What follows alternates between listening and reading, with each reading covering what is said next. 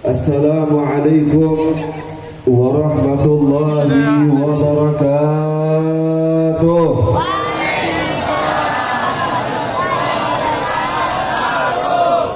Alhamdulillah, alhamdulillahilladzi lahul mathalul a'la.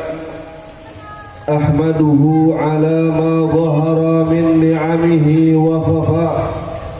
Ashhadu an la ilaha illallah syahadata man dafa'a an rabbihi syubuhati wan nafa. Wa ashhadu anna sayyidana wa nabiyyana Muhammadan abduhu wa rasuluh al-mustafa wa safiyuhu al-mujtaba wa ala alihi wa ashabihi masabihi duja wa nujumil ula. Allahumma fasalli wa sallim wa barik wa majid wa azim wa tahannan wa tasharraf wa takarram ala sayyidina Muhammadin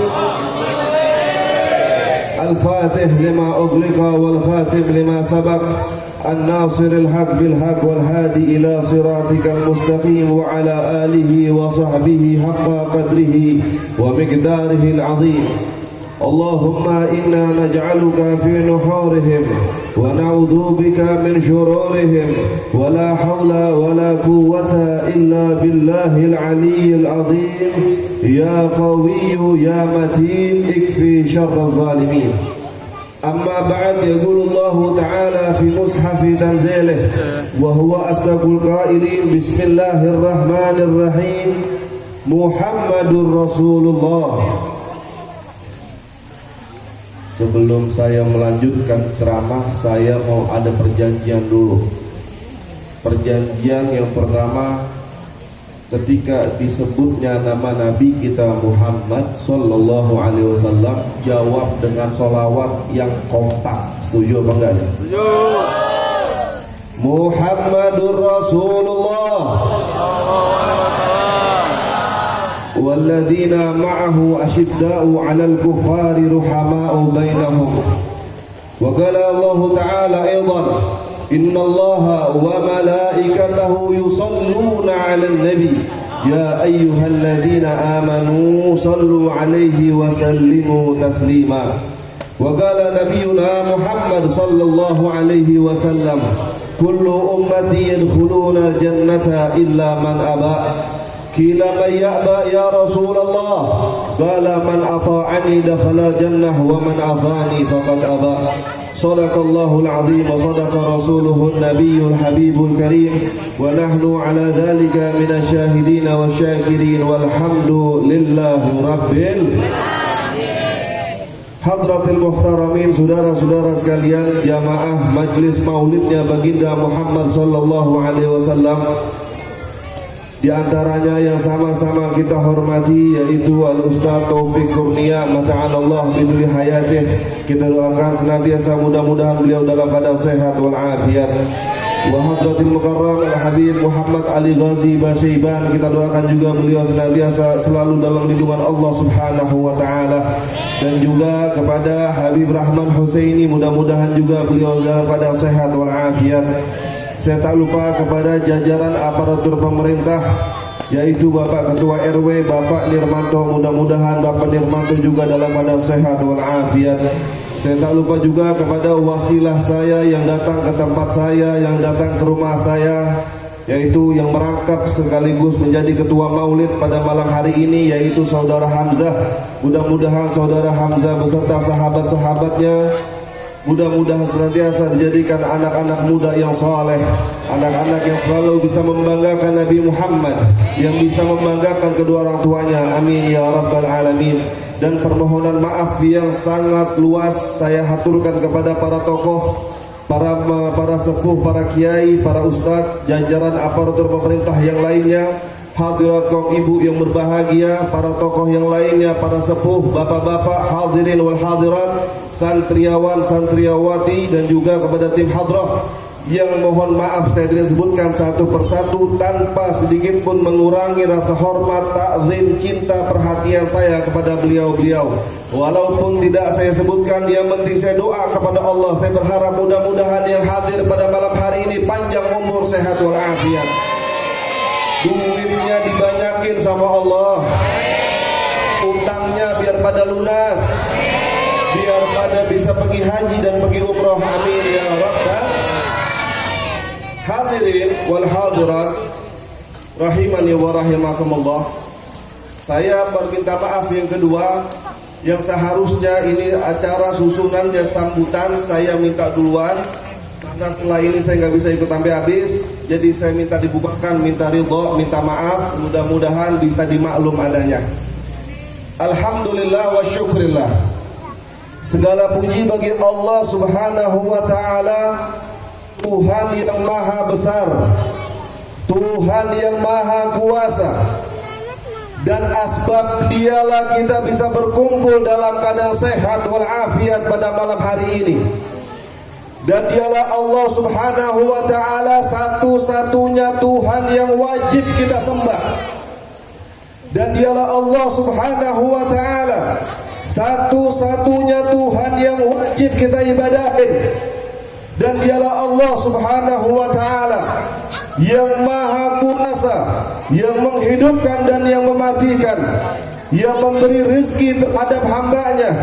Walaupun kadang masih banyak di antara kita yang ragu akan kebesaran Allah, yang masih ragu atas keyakinan kepada Allah, yang masih menduakan Allah, bermaksiat kepada Allah, mendustai Allah. Namun dialah Allah subhanahu wa ta'ala tetap pada kekuasaannya azza wa jalla. Salawat seiring salam tak lupa kepada junjungan baginda Nabi besar kita Muhammad sallallahu alaihi wasallam, serta para keluarganya, para sahabatnya, para pengikutnya, termasuk kita semua yang hadir pada malam hari ini, yang selalu mengaku sebagai umatnya Nabi Muhammad, yang selalu ngaku rindu dengan Rasulullah, kangen dengan Nabi Muhammad, penasaran sama wajah indahnya Nabi Muhammad. Mudah-mudahan yang hadir pada malam hari ini kelak diizinkan oleh Allah memandang wajah Nabi Muhammad, berkumpul bersama Nabi Muhammad,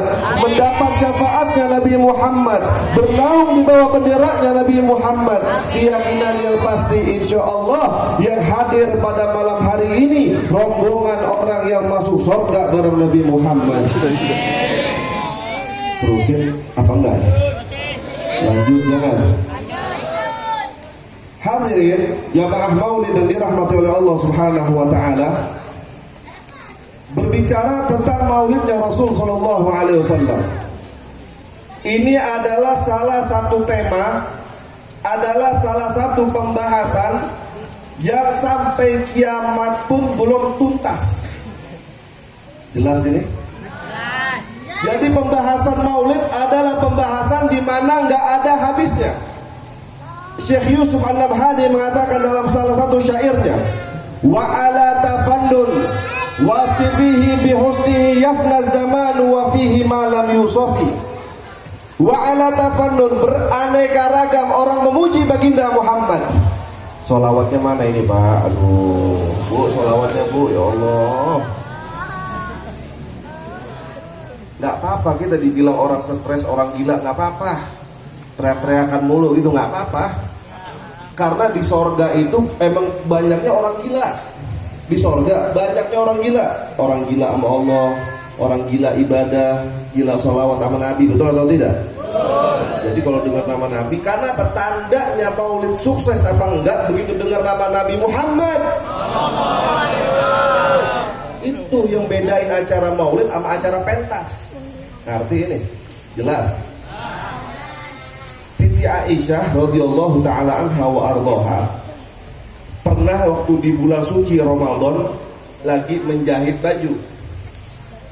Zaman dulu belum ada lampu terangnya zaman sekarang.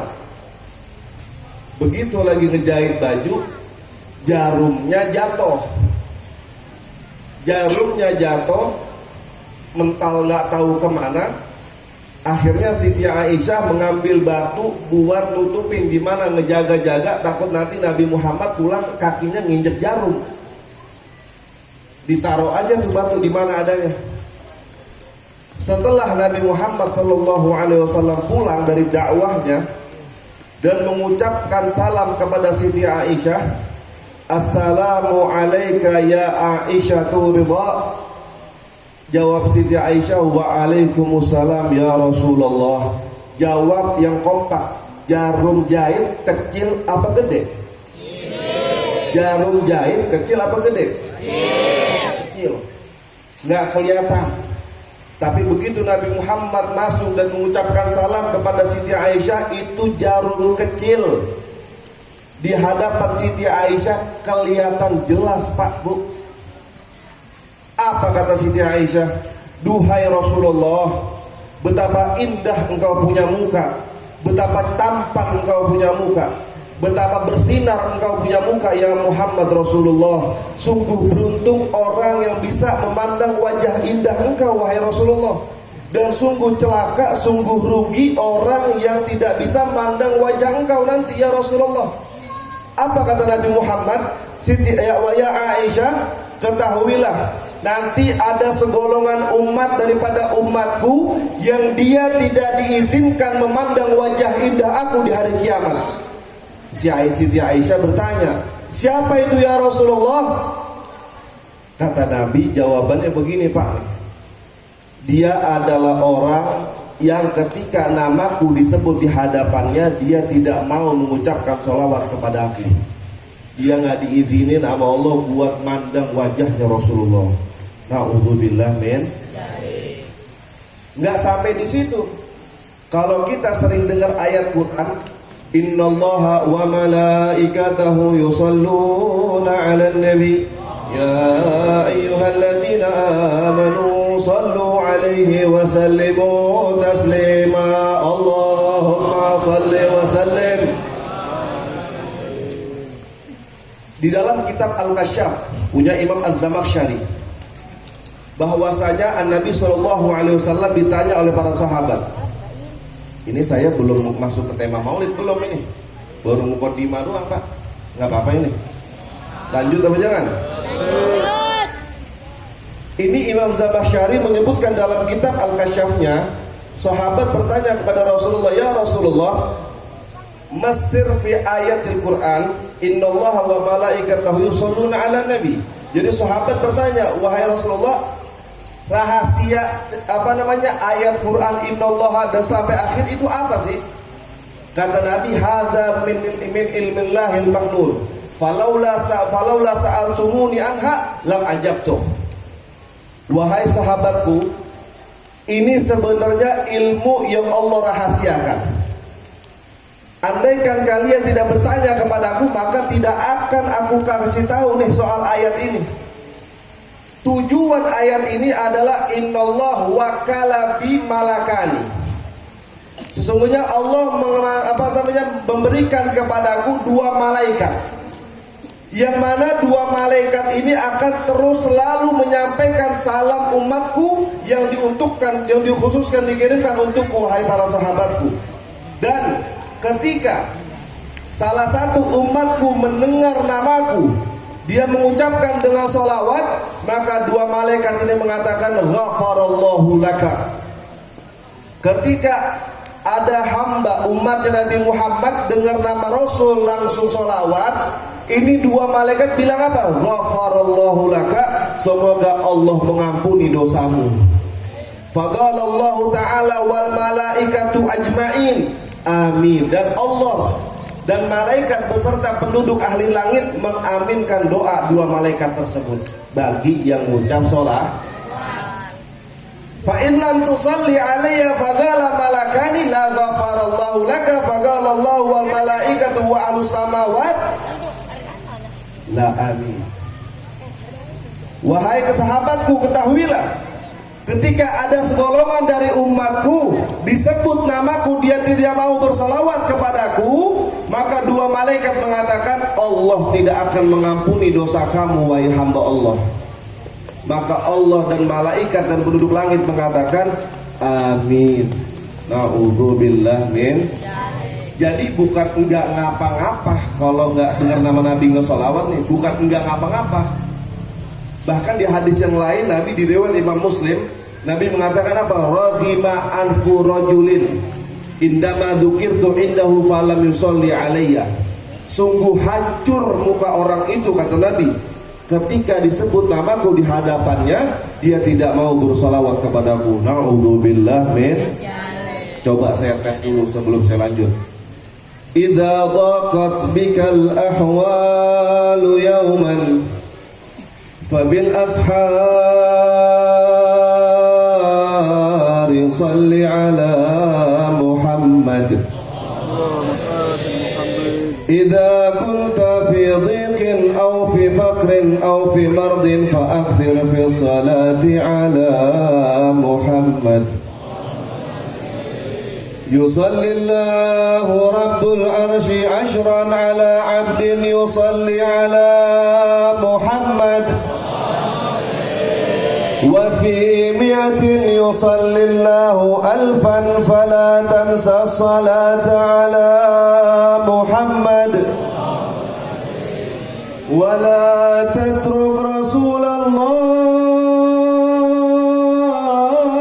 يوما فما أحلى الصلاة على محمد.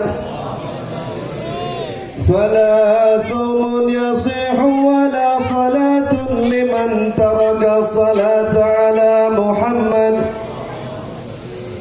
وإن كانت ذنوبك ليس تحصى تكفر بالصلاة على محمد. وإن الموت على فراش الموت سوف ترى أمورا تسرك بالصلاة على محمد. ولا تخش من الملكين رعبا إذا سألاك كلهما محمد. Tuh, kalau dengar nama Nabi itu Pak, udah paling enaknya nama disebut, betul atau tidak? Paling enaknya nama disebut di alam semesta Nabi kita Muhammad sallallahu alaihi wasallam. Bahkan kalau kita baca tadi Maulid Simtud Durar, itu yang ngarang namanya Habib Ali bin Muhammad bin Husin al-Habsyi. Dalam salah satu qasidah beliau ini adalah pujangga pesyair Arab.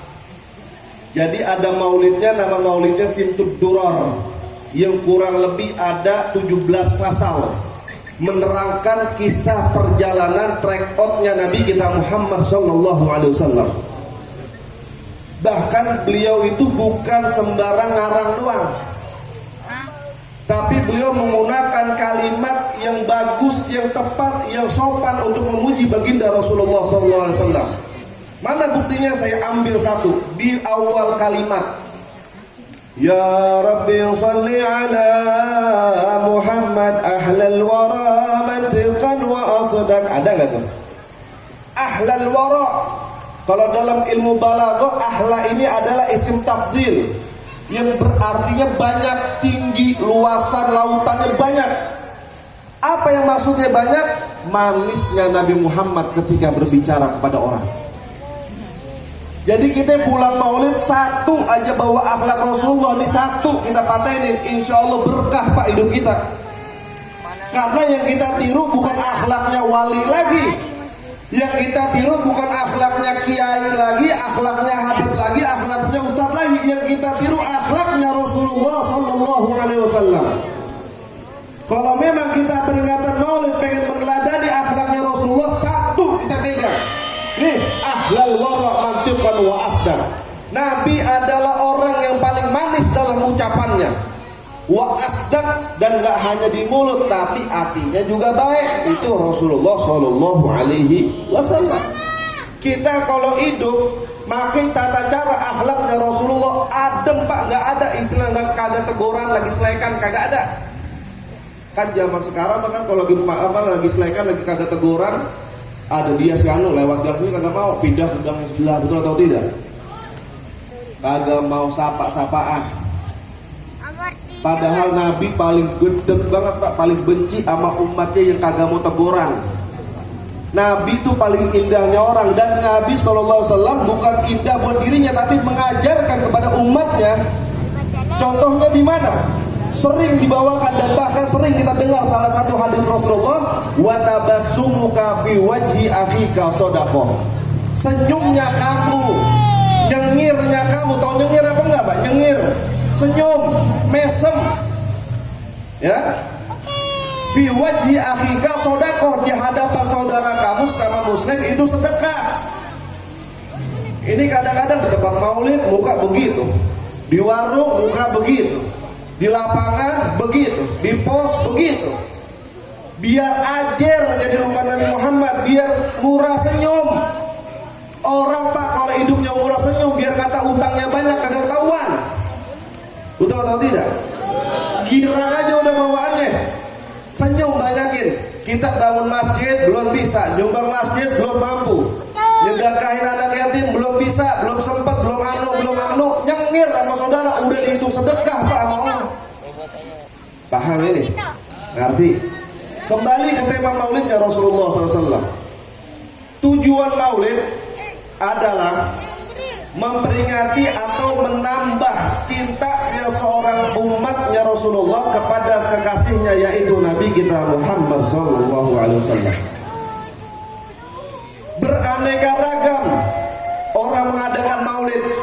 Ada yang di masjid, ada yang di musola, ada yang di jalanan, ada yang di mall, ada yang di gang, ada yang di kontrakan dan lain sebagainya. Beraneka ragam orang mengapresiasikan cintanya kepada Nabi kita Muhammad SAW. Berbentuk caranya, bahkan sholawat pun ada yang pakai hadroh, ada yang pakai drum band, ada yang kalau ibu-ibu pakai rebana dan lain sebagainya. Mengekspresikan cintanya kepada Rasulullah SAW. Dan apalagi tujuan yang kedua di maulid, biar banyak baca sholawat sama Nabi Muhammad, biar banyak baca sholawat sama Rasulullah. Nabi Musa alaihissalam, seorang nabi dan rasul yang dapat predikat kalimullah, pernah suatu ketika berdialog dengan Allah Subhanahu wa ta'ala. Ini sekelas Nabi Musa, yang nabi juga, rasul juga, dapat predikat kalimullah. Nabi Musa pernah ditanya sama Allah begini, ya Musa, atuhibbu an la tanalal arsya yawmal qiyamah. Wahai Musa, maukah kamu aku kasih amalan yang mana amalan ini bisa menghilangkan belangsak kamu dunia dan akhirat? Tahu belangsak apa? Apa namanya belangsak itu? Susah. Ya? Maukah kamu dengan bacaan ini bisa menghilangkan kesusahan kamu di dunia sampai hari kiamat nanti? Kata Nabi Musa, ya Rabb ilahi na'am. Ya Allah, saya mau. Apa kata Allah? Akfir bis shalah ala nuri Muhammad. Kalau emang kau mau wahai Musa selamat dunia dan akhirat, senang dunia dan akhirat, banyakin salawat kepada kekasihku Muhammad Rasulullah. Itu sekelas Nabi Musa yang tongkatnya dikeprak ke lautan terbelah. Apalagi modelan kita, jangan lagi lautan tuh comberan geprak terbelah apa kagak? Nggak tahu. Potongan kita potongan lagu doang sebakul Pak, betul atau tidak? Sama Nabi pura-pura nggak open, sama Nabi pura-pura nggak ngeh. Bahkan nanti di hari kiamat, wala awalan ati anal jinana, kata Rasulullah, aku adalah orang yang megang kunci sukses di hari kiamat nanti. Makanya sehebat apapun jabatan kita, setangguh apapun kita hidup di dunia, kalau kita nggak ada sopan sama Nabi, jangan ngarep sukses atau beruntung dunia dan akhirat di hadapan Allah. Na'udzubillah min. Nah, saya terakhir akan saya tutup dengan dua kisah. Yang pertama adalah kisah lahirnya baginda Muhammad SAW. Karena ini temanya maulid, saya nggak bakal keluar tentang maulid.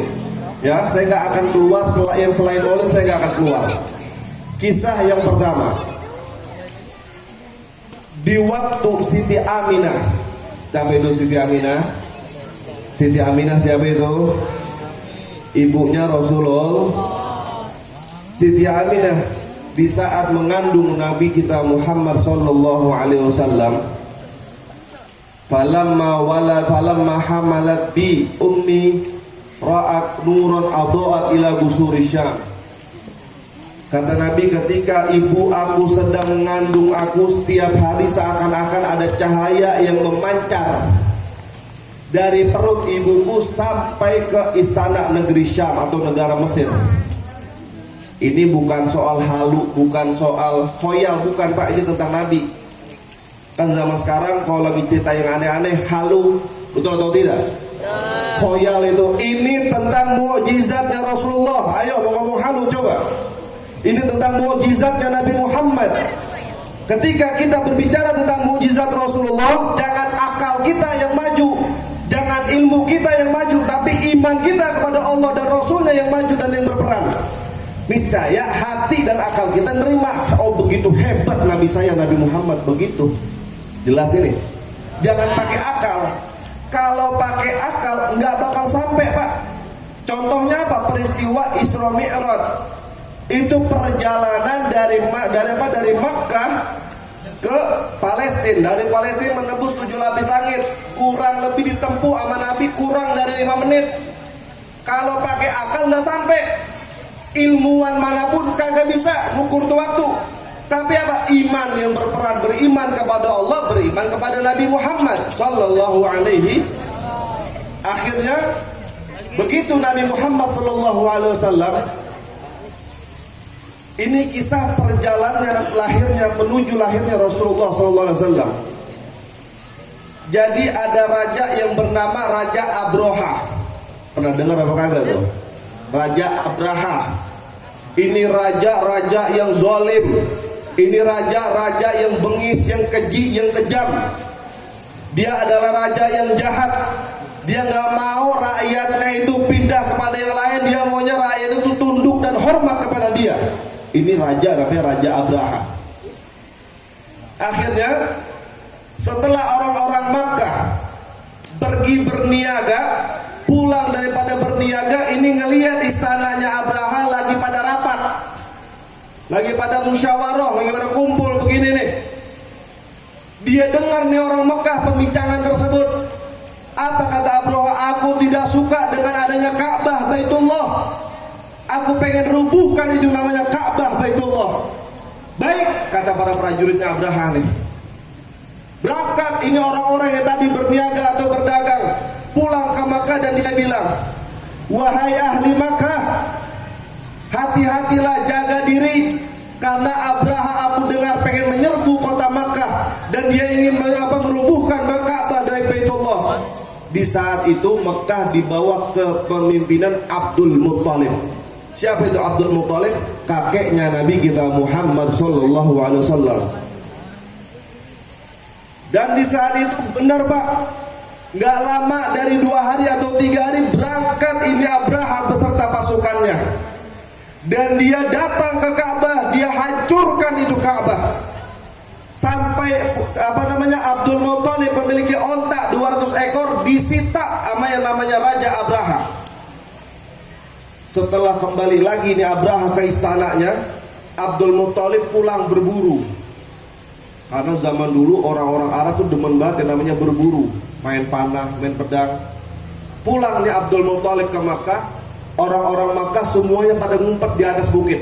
Kalau orang yang pernah umroh, pernah pergi haji, tahu tuh kalau Ka'bah posnya di bawah, di pojok-pojok tuh ada bukit-bukit. Mudah-mudahan yang belum pernah tahun depan biar pada berangkat umroh dah. Terusin apa enggak ya?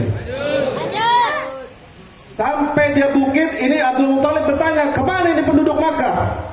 Semuanya pada ngumpet Abdul Muttalib. Kenapa pada ngumpet? Pada takut dijahatin sama Raja Abraha. Dan ketahuilah wahai Abdul Muttalib, termasuk engkau punya onta 200 ekor dibawa kabur sama Raja Abraha. Raja nyolong. Raja nyolong.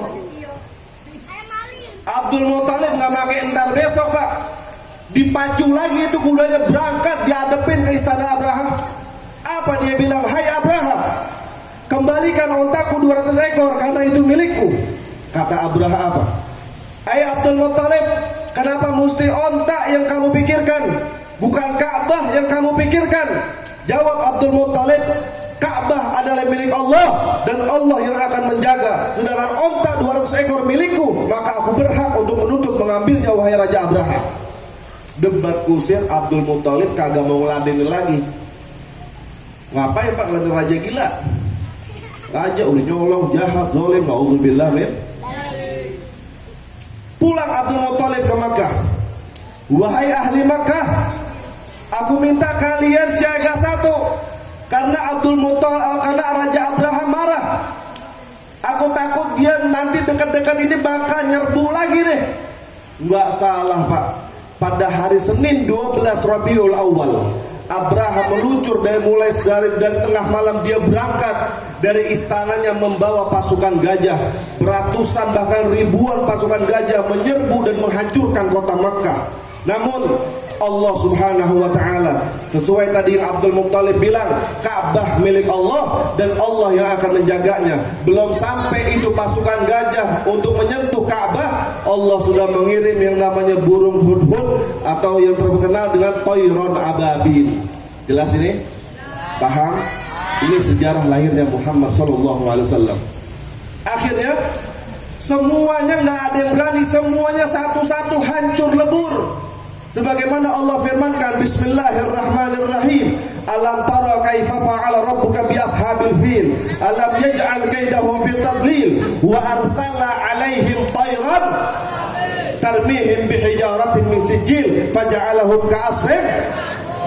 Segagah-gagahnya Pak prajuritnya Abraha, semuanya diibaratkan daun kering. Karena apa? Ini burung satu-satu bawa batu neraka jahanam yang udah dikhususkan si anu, si fulan. Bahkan dikisahkan dalam kitab Asy-Syifa, itu batunya nyentuh kepala tembus ke lubang dubur. Naudzubillah min dzalik. Kering Pak. Itu pasukannya Abraha. Cuman ada satu yang selamat. Siapa itu? Gajah Abraha. Gajah yang paling besar di antara ribuan gajah. Ini selamat dan mendapat taufik dari Allah Subhanahu wa ta'ala. Kenapa? Ini gajah yang bernama Mahmud. Gajahnya namanya Mahmud. Nah, jadi kalau yang punya anak Mahmud atau punya mertua atau mantu Mahmud, jangan diganti, karena ini gajah mendapat taufik dan hidayah dari Allah Subhanahu wa ta'ala. Pada saat itulah fajar menyingsing, di sini lahirlah baginda Nabi kita Muhammad sallallahu alaihi wasallam, sesuai disebutkan dalam Maulid Ad-Dibai, fahtazzal arsyu taraban wastibsyara wazdadal kursiyyu haibatan wa waqara wa amtala'atis samawati anwara wa dajjatil malaikatu tahlilan wa tamjidan wastighfara. Semua malaikat, penduduk bumi, penduduk langit